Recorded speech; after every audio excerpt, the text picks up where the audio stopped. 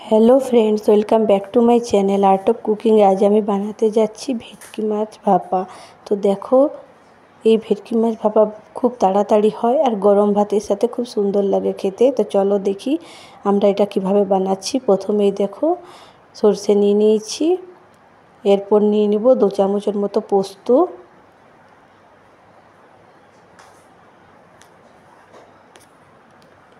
এরপর দিব কিছুগুলো কাজু বাদাম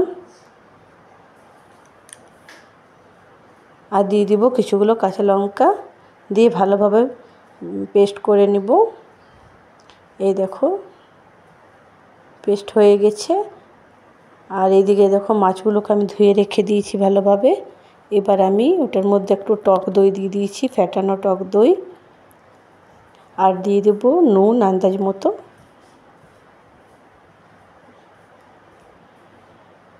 আর দিব একটু সরষের তেল, দিয়ে এটাকে ভালোভাবে মেখে নেব। প্রথমে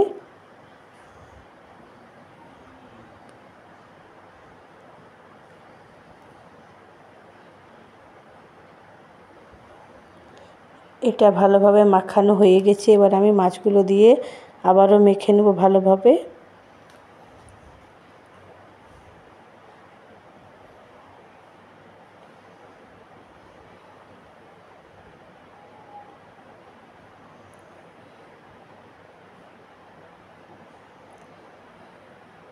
মাছগুলোকে ভালোভাবে মাখিয়ে নিয়ে রেখে দিব আমি 1 ঘন্টার মতো।